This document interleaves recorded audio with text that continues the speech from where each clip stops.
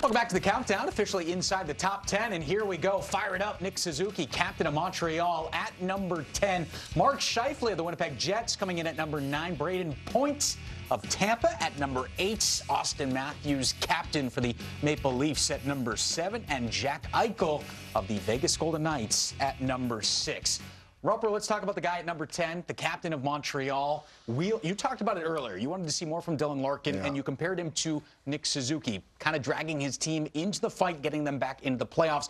Big turning point moment in this season for Montreal, and it came just past the Four Nations break. What did you see from that, him and the team? And I didn't know this was in there. I knew Nick Suzuki's a talented player. I didn't know he was this, and I think that's why we see him top 10 or number 10 on this list. And it was that the Montreal Canadiens were kind of struggling, right? There was that conversation with Ken Hughes, the GM, about, hey, we like this group. We want to stay. Well, your play is going to determine that. And I thought Nick Suzuki just put the team on his back, and he led. And he went on an absolute tear, drug this team into the playoffs. I mean, look at those numbers last 26 games. The fact that he gets 37 points, he was outstanding. You know what? Be like this guy. Showed me elevating your game when the team needs you the most. Like that's big time. This guy is. Well, it's leadership and it's certain determination where he put it on himself. And you saw this after, I don't know, some would call it a snub. It's not easy to make Team Canada anyways, but he was left off of that roster for Four Nations. He probably considers himself, as all these guys on the list do, as the top player in the league. I think you have to have that mentality.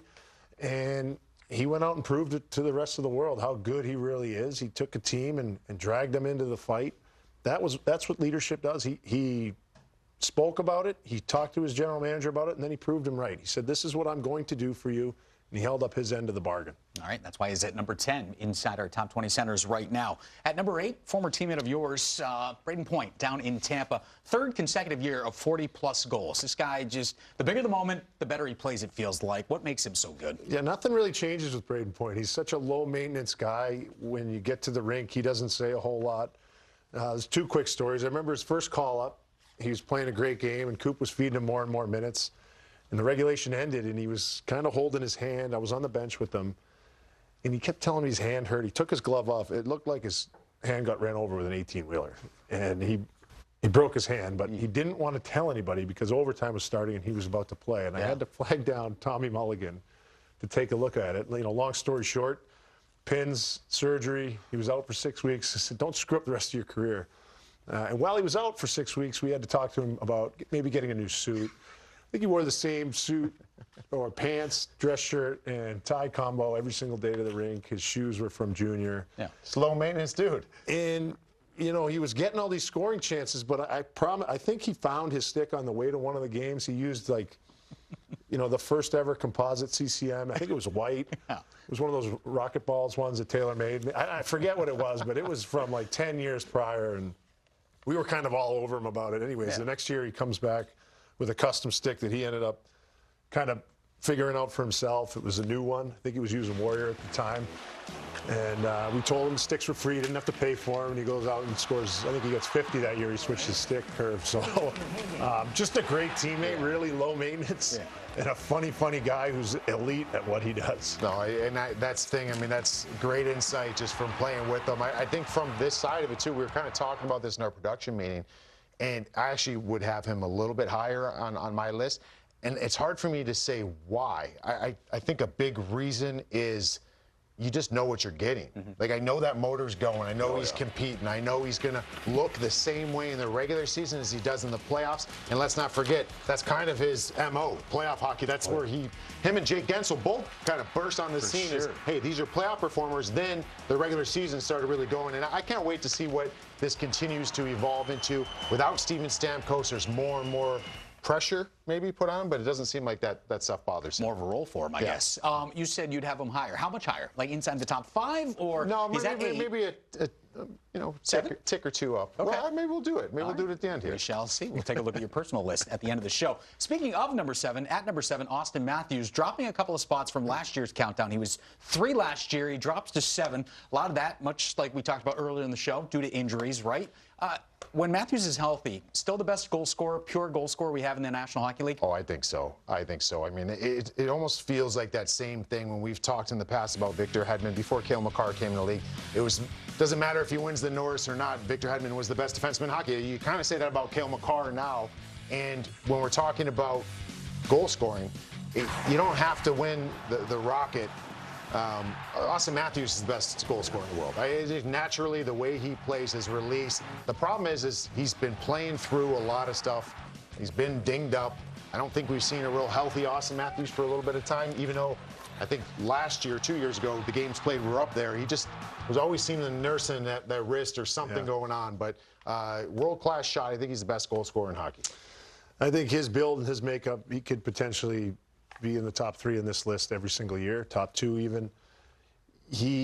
I give Auston Matthews a lot of credit because of how he tried to play this season. I thought he really decided it was going to be a huge emphasis away from the puck. He was wearing the C.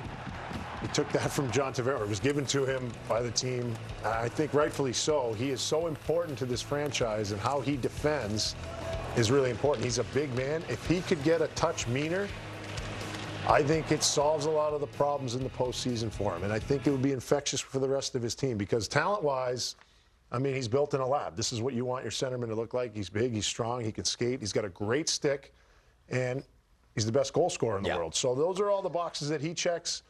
He should be a little bit higher on this list. Can you teach somebody to become meaner, or is that just how they're programmed? I don't know. I'm trying to. It's a bunch of 10-year-olds. Got to get a little angry. Still hockey. Let's see. That's called babysitting. Yeah, a little bit.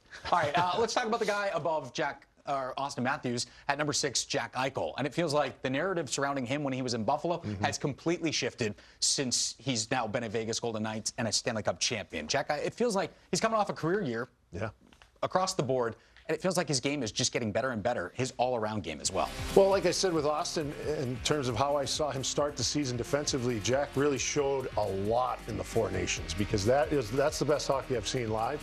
And how he was able to defend and what he was doing on both sides of the puck really was incredible to me. I know he's a talent. I know he has tremendous ability. He looks a little bit different than the rest the way he skates, how he plays. He's so strong and physically gifted. But how he defended and what he's able to do for his coaching staff, for his defense corps, and for his line mates, if he's distributing or if he's scoring or if he's just bottling up the other team's best player, he's just really impressing me. And it's great to see because of what the narrative was in Buffalo, how he's changed that on his own.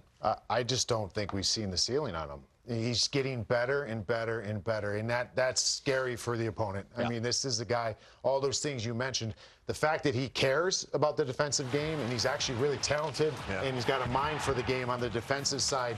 His offensive instincts are incredible. I mean, we're seeing this.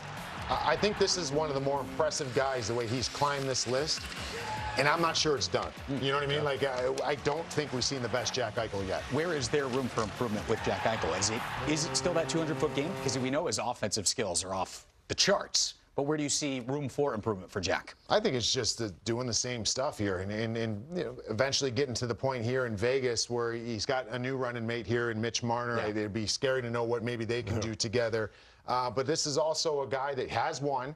And I think he can go up higher on this list just by continuing to go deep in the playoffs. And this team is suited and be able to, when you look at them, maybe a question mark on D with the loss of Petro. But this is a team, I think, if they go on some more runs, deep runs, and he's doing what he's doing, flirting with 100 points, I mean, I think he climbs this list. I think he has the ability to score 40-plus goals, and I think if he does that, he climbs the list. All right, he's at 6 right now on our countdown.